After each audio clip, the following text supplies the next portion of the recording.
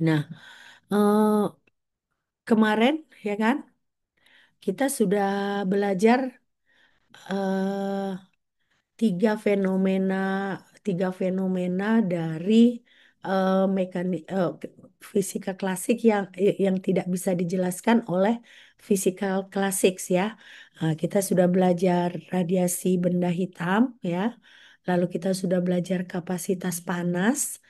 Terakhir kemarin pertemuan kita kemarin kita mempelajari tentang eh, atomic spectra ya. Nah, sekarang kita masuk ke bagian dari si mekanika kuantum yang juga penting ya, yaitu namanya wave particle duality. Nah, wave particle duality. Nah, jadi radiasi elektromagnetik ya, eh, ketika zaman sebelum mekanika kuantum dikembangkan, nah si radiasi elektromagnetik ini eh, dinyatakan sebagai gelombang. Tapi ternyata ya eh, si gelombang elektromagnetik ini, radiasi elektromagnetik ini, dia juga ada karakteristik partikelnya. Nah, jadi di sini kita bisa lihat inilah dia yang namanya wave particle duality. Oh astaga, saya kasih ini yang bahasa Inggris ya. Tuh sorry ya, sorry. Pantesan kalian ketawa-ketawa ya. Kok kalian nggak bilang ke saya?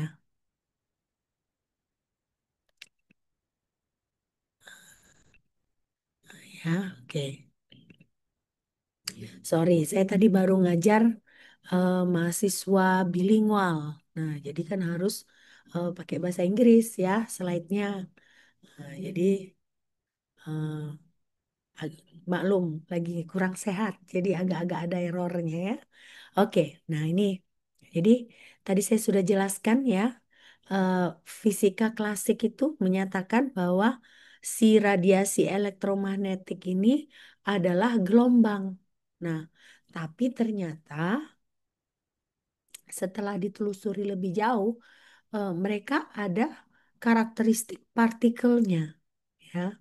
Nah, inilah yang kita sebut sebagai dualitas partikel gelombang, ya. Selesai ini dicatat,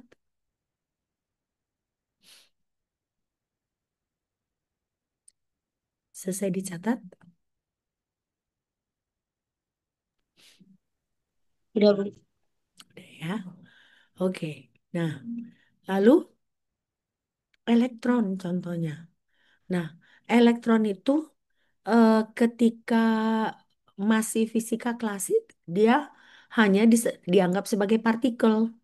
Nah, tapi ternyata elektron ini juga ada karakteristik gelombangnya. Hmm. Ya, jadi elektron ini ada karakteristik gelombang. Nah, padahal awalnya hanya dianggap sebagai partikel. Karena makanya kita punya massa elektron ya. Nah, kalau ada massanya itu kan berarti partikel. Nah, tapi ternyata elektron ini dia juga ada karakteristik gelombangnya ya. Nah, ini yang kita sebut sebagai wave particle duality atau dualitas partikel gelombang. Sudah? Sudah dicatat ini? Sudah diseperti Sudah ya? Oke. Nah, jadi berarti dualitas partikel gelombang ini maksudnya dalam satu zat gitu ya, dalam satu zat dia ada karakteristik gelombang, tapi dia juga ada karakteristik partikel. Nah, inilah dia inti dari mekanika kuantum ya. Jadi dualitas partikel gelombang. Nah, jadi dia ada sisi partikelnya, ada juga sisi gelombangnya. Jadi dia dari jadi kayak koin dia. Kalian tahu kan koin. koin itu kan ada dua sisi kan. Nah, jadi seperti itu dia.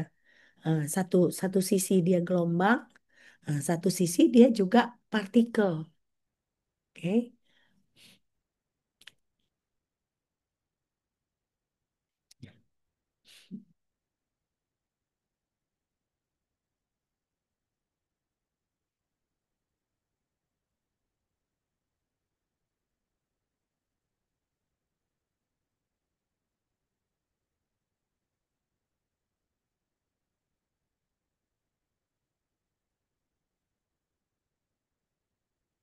sudah sudah selesai dicatat, Sudah, Mem. ya ya. Sudah, Nah, Mem. ya sekarang ini bukan perawatan. Nah, masuk lagi kita ke Planck, ya. Nah, Planck ini kan menyatakan radiasi benda hitam itu kan setiap radiasi itu dia ada osilator. Nah, osilator ini ada frekuensinya. Nah, jadi setiap osilator ini ada energinya. Makanya kita sebut sebagai kuantisasi ya. Nah, jadi misalnya dia energinya ada yang nol, ada yang HV, ada 2 HV, dan seterusnya. Nah, inilah pendekatan Planck terhadap radiasi benda hitam, yaitu eh, kuantisasi energi. Ya.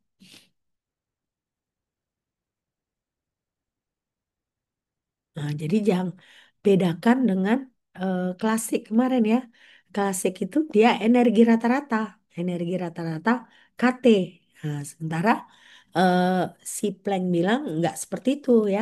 Nah, dia itu merupakan kuantisasi energi. Nah, jadi ada energi nol, ada energi HV, ada energi 2 HV. Jadi setiap osilator itu dia seperti individu. Nah, dia ada energinya berbeda-beda. Jadi nggak boleh kita samaratakan. Nah, inilah dia yang kita sebut sebagai kuantisasi.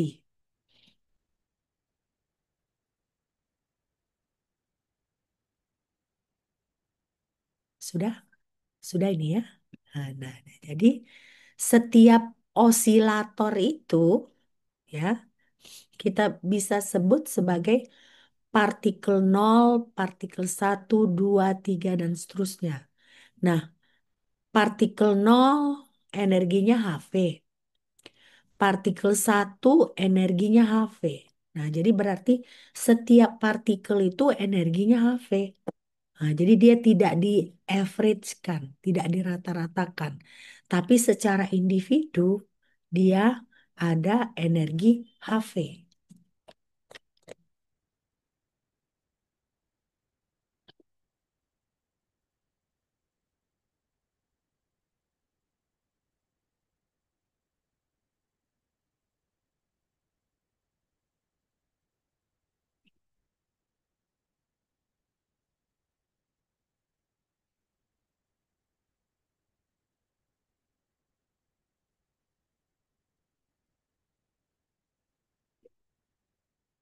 Sudah?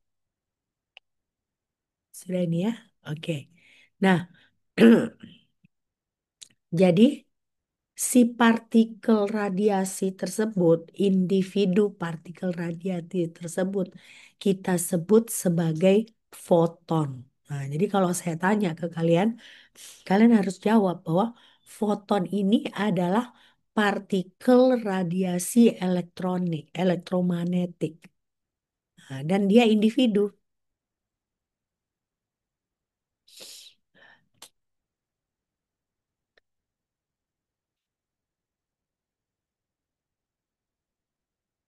Oke.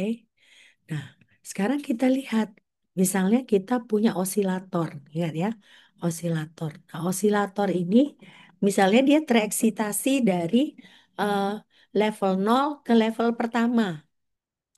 Nah, berarti di situ ada satu foton yang hadir, ya. Lalu misalnya si foton yang level satu tereksitasi ke level kedua. Nah, berarti di sini ada dua foton yang hadir. Dan seterusnya. Jadi kalau ke level ketiga, berarti ada 3 foton yang hadir. Ya. Jadi berarti foton ini adalah partikel dengan frekuensi tertentu, dan dia bisa tereksitasi dari satu level ke level berikutnya. Kenapa dia bisa tereksitasi? Karena ada energinya, ya kan? Ada energi foton. Nah, energi foton itu yang kita sebut sebagai HV, ya.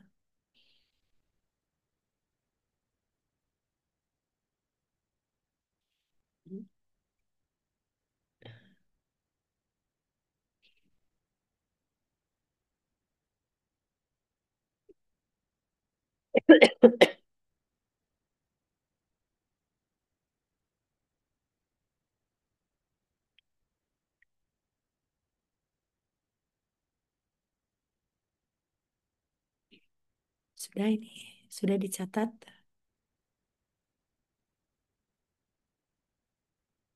Sudah, Mem. sudah ya. Oke, nah ini berarti kan tadi ada proses eksitasi. Nah, ketika proses eksitasi, si foton itu akan mengemisikan energi. Nah, besaran energinya apa? Kita sebut sebagai delta E, ya.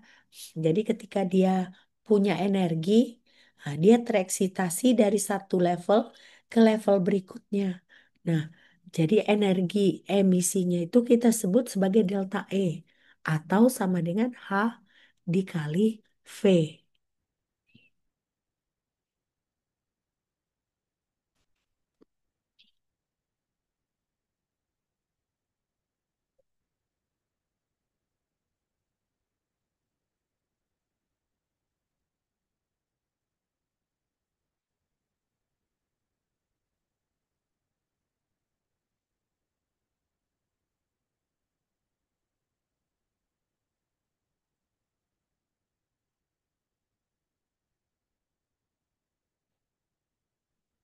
Sudah? Sudah ya? Nah, sekarang coba kalian kerjakan ini. Kita mau menghitung jumlah foton, ya. Bukan besar energi yang kita hitung, tapi jumlah fotonnya, berapa banyak fotonnya. Nah, berapa banyak foton jika kita punya lampu kuning? Kemarin kan kita juga ada belajar lampu kuning ya. Lampu kuning itu kan dari sodium atau natrium ya. Nah, si lampu kuning ini dialiri listrik sebesar 100 watt selama 1 detik. Nah, ketika kondisinya seperti ini, berapa jumlah fotonnya? Nah, kemarin kan kita tahu juga si cahaya yang diemisikannya itu kan panjang gelombangnya adalah 560 nanometer, ya, 560 nanometer.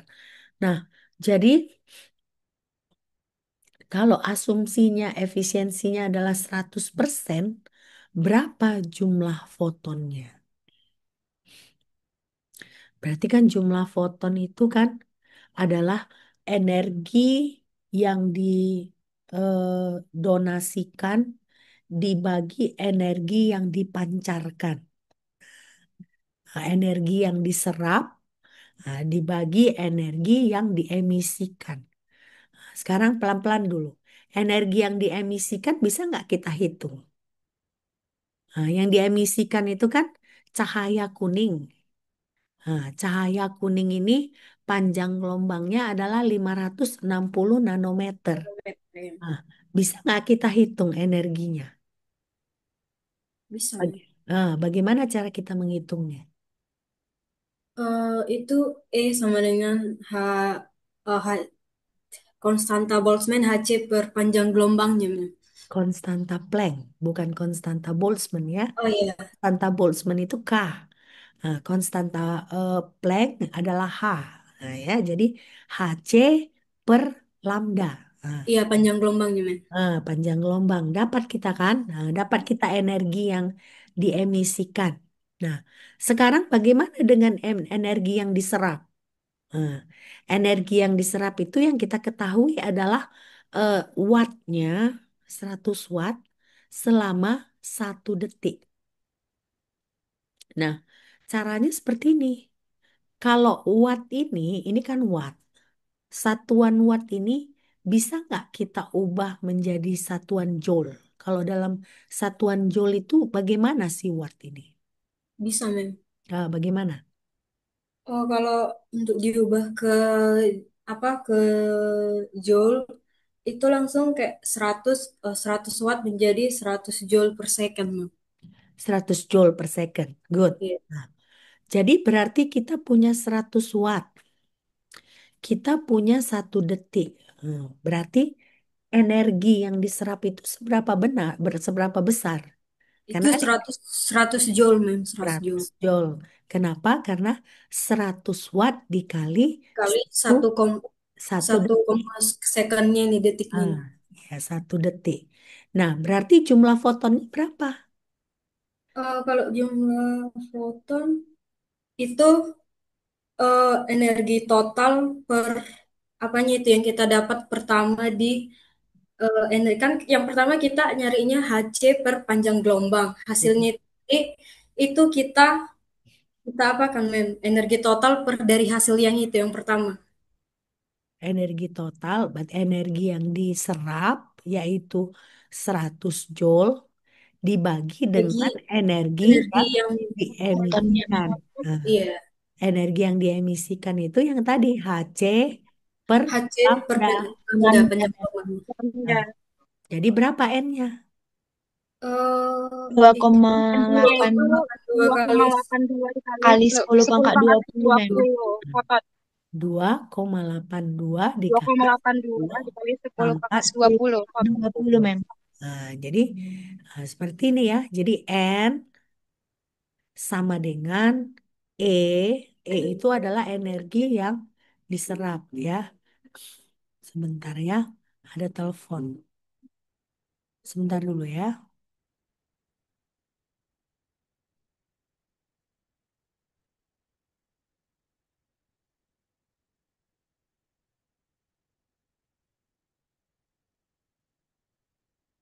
Bang, ngajar bang.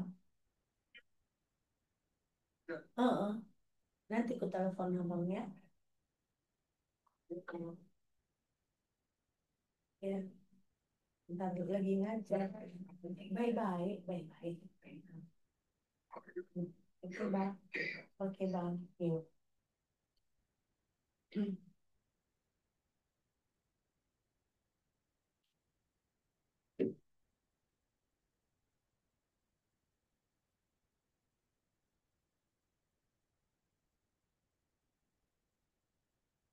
Oke. Nah, kita lanjut. Sorry ya. Jadi berarti energi N ya, jumlah foton itu adalah energi yang diserap dibagi energi yang diemisikan. Ya, udah nih, udah dicatat?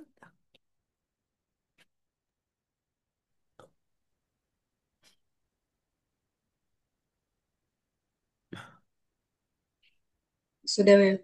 Udah ya.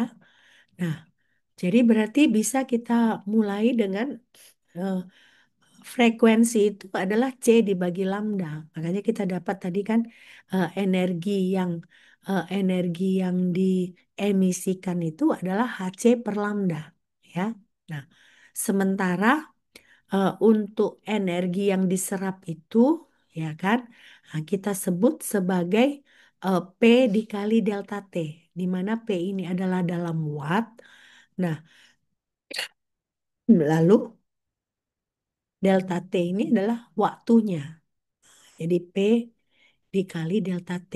Nah, jadi berarti energi yang diserap itu adalah P dikali delta T. Makanya tadi saya buat supaya lebih gampang kita mengerti, watt itu kan energi itu satuannya joule, ya kan? Nah, jadi si watt ini dalam joule itu seperti apa? Nah, supaya kita bisa tahu bagaimana cara kita berhitung. Kalau kita hanya tahu watt kan, kita agak-agak bingung mengalihkan dengan waktu gitu. Bagaimana cara mengubahnya ke joule gitu ya. Nah, lalu kita tahu bahwa 1 watt itu adalah sama dengan 1 joule per second. Nah, jadi berarti si watt ini kalau kita kalikan dengan waktu, dia satuannya menjadi joule, berarti menjadi energi. Makanya di sini E ini adalah sama dengan P dikali delta T. Ya, saya salah ini. Jangan ini, jangan huruf besar T-nya. Karena kalian nanti nganggap itu sebagai suhu. Padahal enggak ya. Sebagai waktu. Nah, selesai dicatat ini? Selesai? Selesai, Mem. Selesai ya. Nah, jadi berarti kan E ini adalah N dikali HV. Jadi berarti N di mana jumlah foton ini adalah energi yang diserap dibagi energi yang diemisikan. Nah, lalu ini proses hanya perkalian biasa. Kita dapat N sama dengan 2,8 dikali 10 pangkat 20. Nah, ya. Atau kalau kalian perhatikan di sini nggak ada satuannya. Nah, jadi berarti jumlah foton itu nggak ada satuannya.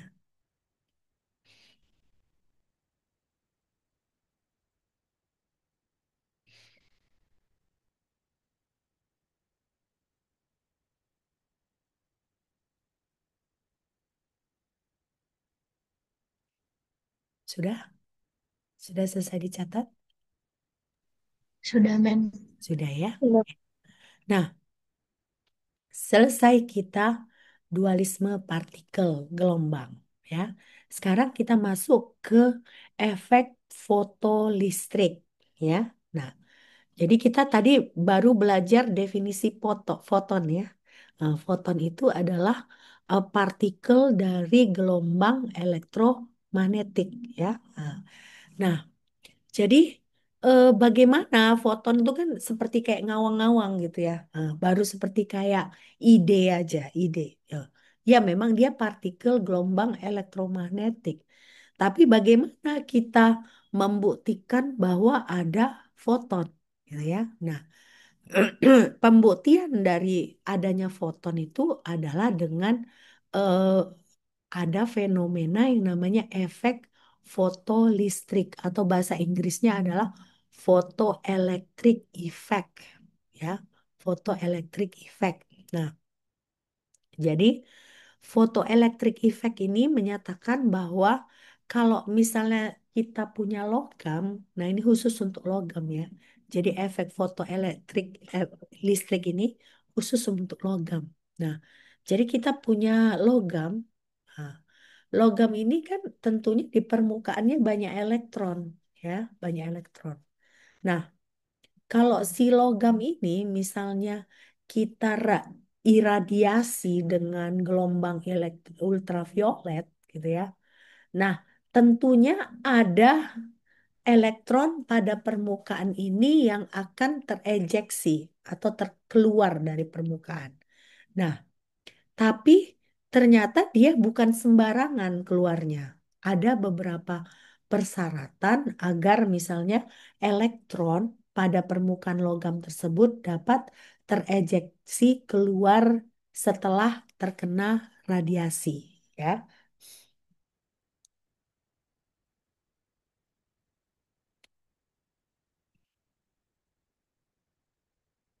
Coba dicatat dulu. Saya dicatat, eh, infokan ke saya ya, biar kita lanjut.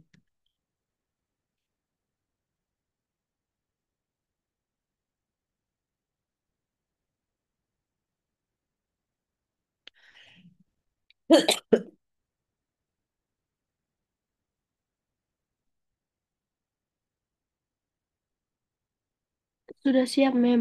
Udah ya, oke. Nah, jadi kan ada eksperimentalnya gitu ya, eksperimental dari si foto listrik ini.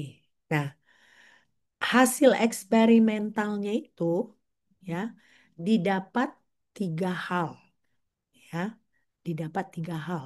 Oke. Nah, yang pertama itu ada namanya nilai ambang batas. Jadi setiap logam itu ada nilai ambang batasnya. Nah, nilai ambang batasnya ini unik untuk setiap logam. Artinya, misalnya kita punya logam besi. Lalu kita punya logam nikel. Nah, logam besi sama logam nikel ini nilai ambang batasnya itu berbeda. Nah, jadi makanya eh, efek fotolistrik ini eh, ada satu instrumen yang memanfaatkan fenomena efek fotolistrik ini untuk analisa logam. Nah, itulah yang namanya X-ray photoelectron spektroskopi, ya. Nah, itu kita nggak usah sentuh, tapi kita belajar dulu fenomena si efek fotolistrik ini. Nah, jadi fenomena pertama, tidak ada elektron yang dapat terejeksi dari permukaan logam jika intensitas radiasinya itu kurang dari nilai ambang batas logam tersebut. Nah, jadi tidak akan ada ya elektron yang keluar dari si permukaan logam jika radiasi yang disinarkannya itu frekuensinya atau intensitasnya lebih kecil dari nilai ambang batas si logam tersebut. Nah, nilai ambang batas si logam ini kita sebut nanti namanya work function, fungsi kerja. Nah, si work function ini berbeda setiap logam, ya. Logam iron berbeda, logam nikel berbeda, logam misalnya logam Mn berbeda. Nah, makanya eh, radiasi yang mau kita sinari ke tiap logam itu berbeda. Kenapa? Karena nilai ambang batasnya ini berbeda. Sudah? Selesai ini dicatat? Sudah ya? Nah, ini yang pertama. Nah, yang kedua, ya, yang kedua, jika si radiasi itu, ya, dia sudah melampaui nilai ambang batas, berarti kan dia bisa meradiasi, berarti kan si elektron bisa keluar dari permukaan logam. Nah, ketika si elektron keluar dengan permukaan logam itu, elektron itu menghasilkan yang namanya energi kinetik. Nah, energi kinetik ini dia berbanding lurus dengan frekuensi radiasi yang hadir ke logam tersebut, ya. Tetapi dia tidak bergantung kepada intensitas radiasi. Jadi, dia bergantung kepada frekuensi radiasi. Oke,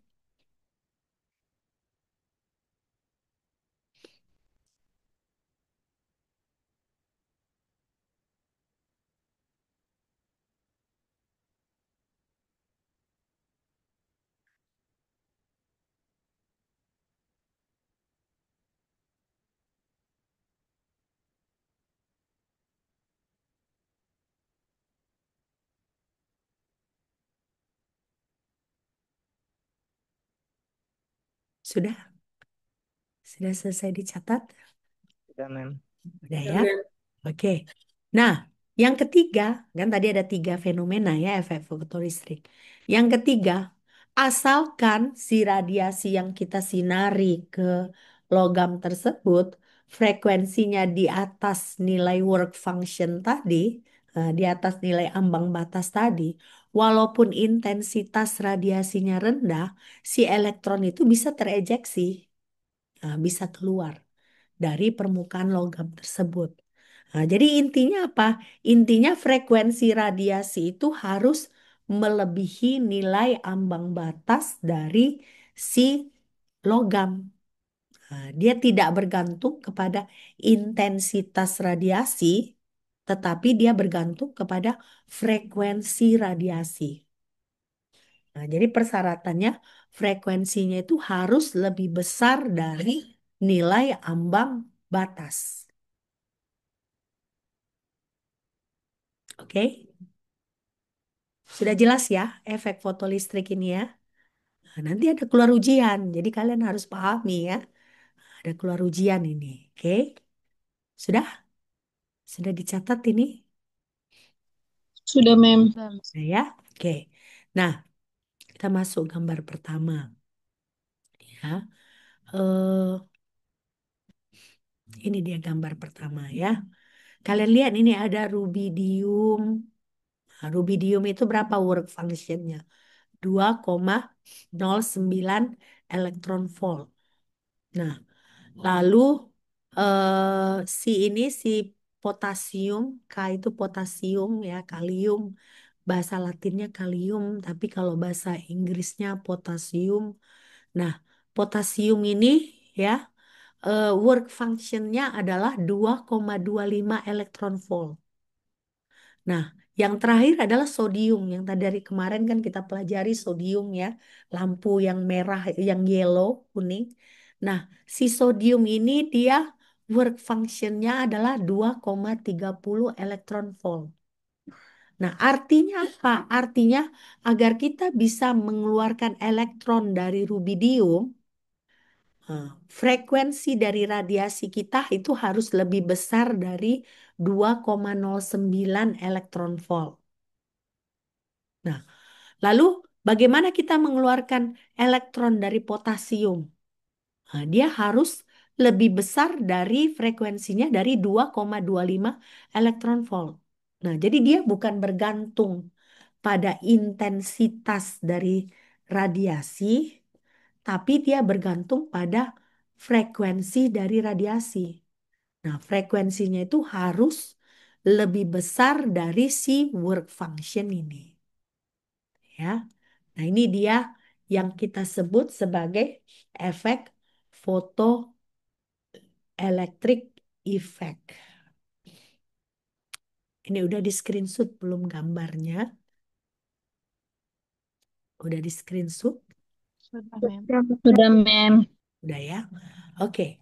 Nah, jadi berarti si 2,09 ya, 2,25, 2,30. Nah, itulah yang kita sebut sebagai nilai ambang batas. Nah, jadi berarti nanti energi kinetik dari elektron rubidium, energi kinetik dari elektron potasium, energi kinetik dari elektron sodium itu berbeda-beda. Kenapa berbeda-beda? Karena nilai work functionnya itu berbeda, ya.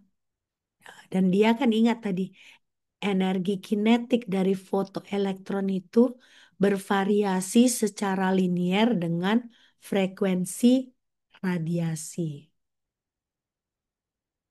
Ya,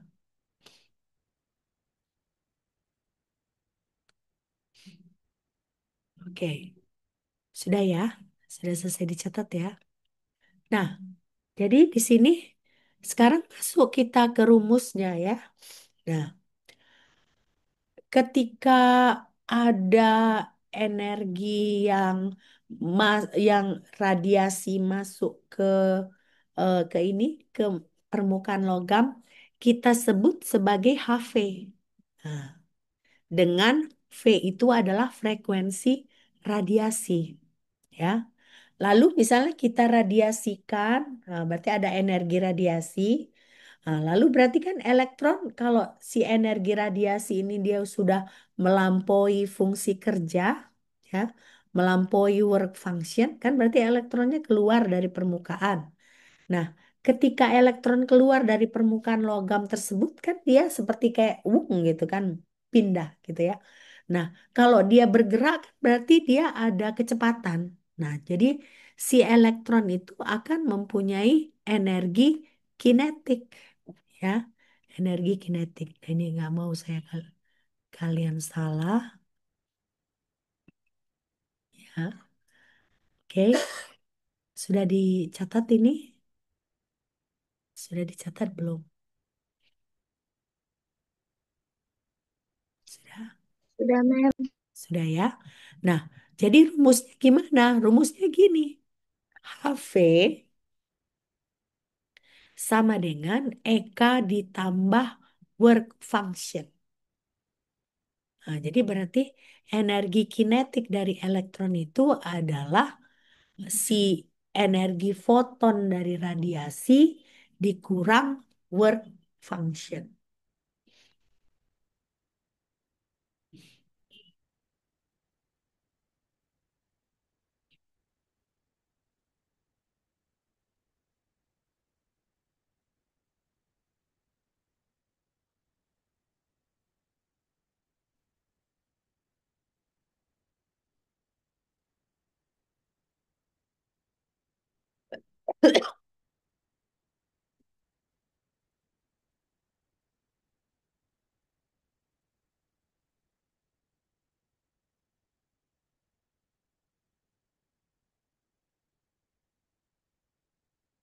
Sudah? Sudah selesai dicatat?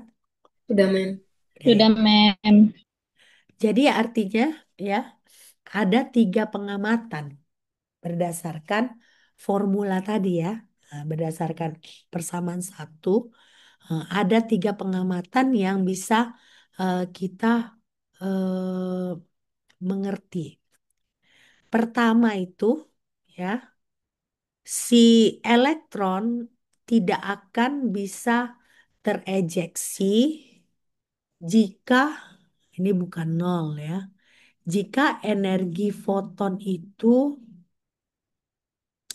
lebih kecil dari work function. Sebentar ya.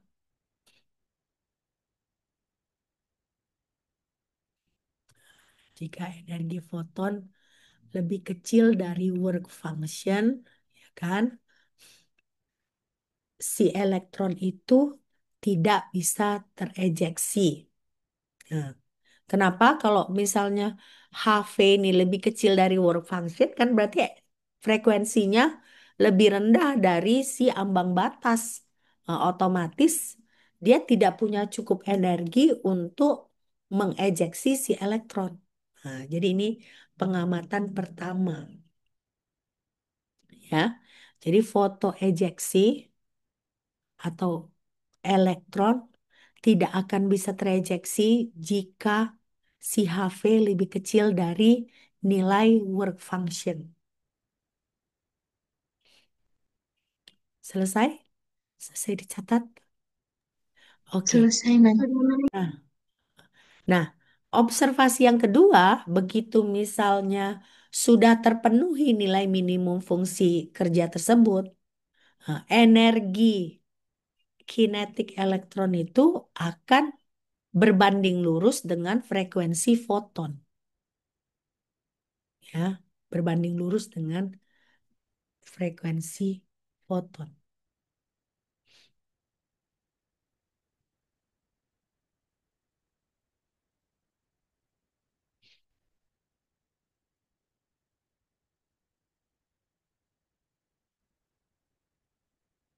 Sudah? Sudah ya? Sudah, Mem. Yang ketiga, ya, ketika si foton, foton itu kan berarti radiasi yang datang ke permukaan logam tadi kan. Ketika foton bertabrakan dengan elektron, nah, jadi foton kan punya energi. Kalau dia bertabrakan dengan elektron, artinya si foton ini mendonasikan semua energinya ke elektron. Nah, sehingga elektron bisa keluar dari permukaan. Tapi apalagi tadi persyaratannya? Persyaratannya adalah energi dari foton itu harus lebih besar dari si work function-nya. Harus lebih besar dari ambang batasnya. Jadi makanya di sini persyaratannya adalah si foton harus punya energi yang cukup.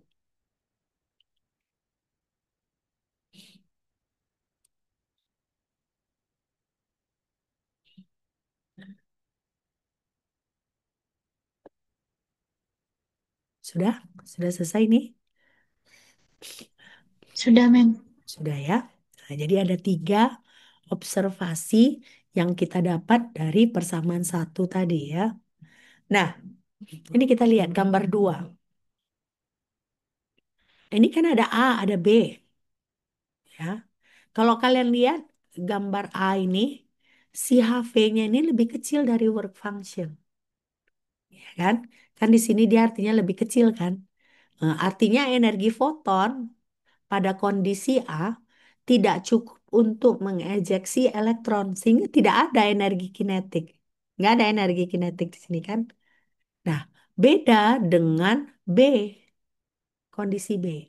Kondisi B ini energi fotonnya lebih besar dari si work function-nya sehingga elektron bisa terejeksi. Nah, karena elektron bisa terejeksi, ya tentunya elektron akan menghasilkan energi kinetik. Nah, jadi bedakan. Jadi apa yang kita omongkan dari tadi, ya, itu diringkaskan dengan gambar ini. Nah, berarti A ini tidak ada ejeksi elektron. Kenapa? Karena si foton tidak cukup punya energi untuk mengejeksi elektron. Nah, tapi si B ini ada elektron yang terejeksi. Kenapa? Karena kalian lihat energi fotonnya ini melebihi dari energi ambang batasnya. Nah, sehingga akan ada energi kinetiknya.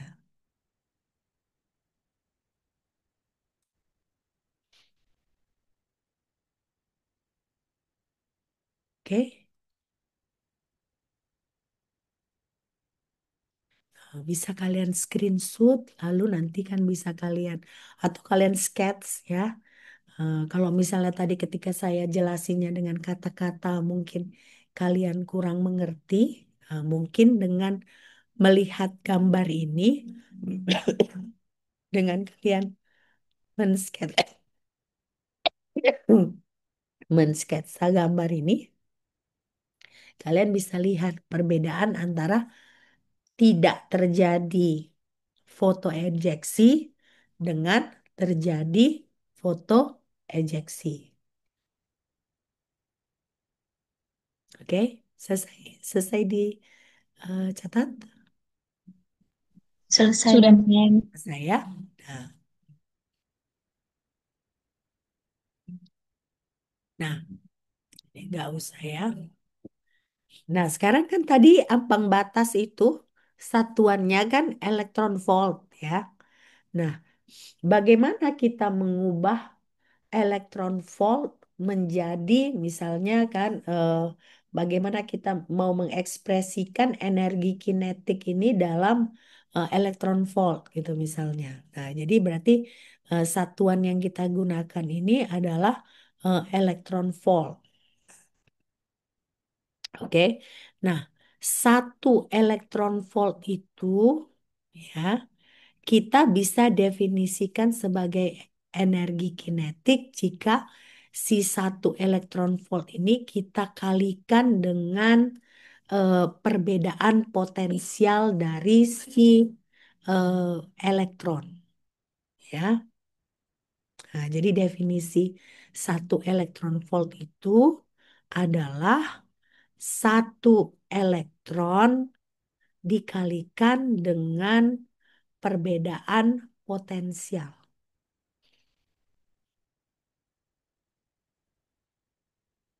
Nah, dalam hal ini tentunya kalau satu elektron volt, perbedaan potensialnya adalah 1 volt.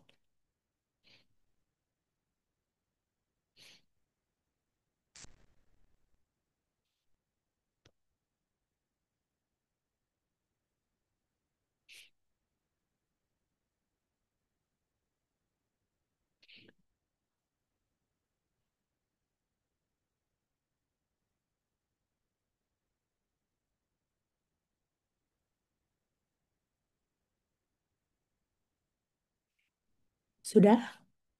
Sudah selesai? Nah, Sudah, Mem. jadi berarti energi kinetik ya kan, itu sama dengan E, muatan E, dikali perbedaan potensial. Nah, muatan E itu apa? Dia 1,602 dikali 10 pangkat negatif 19 kolom. Nah, baru kita kalikan 1 volt. Berarti energi kinetik itu sama dengan 1,602 dikali 10 pangkat negatif 19 kolom volt. Nah, ini sama dengan 1 elektron volt. Nah, jadi kita bisa jelaskan juga 1 kolom volt ini sama dengan 1 joule. Nah, jadi berarti artinya 1 elektron volt sama dengan 1,602 dikali 10 pangkat negatif 19 joule.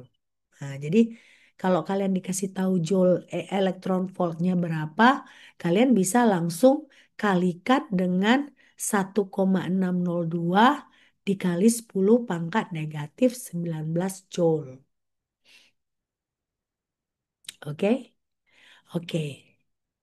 Saya rasa kita akhiri dulu perkuliahan kita ya.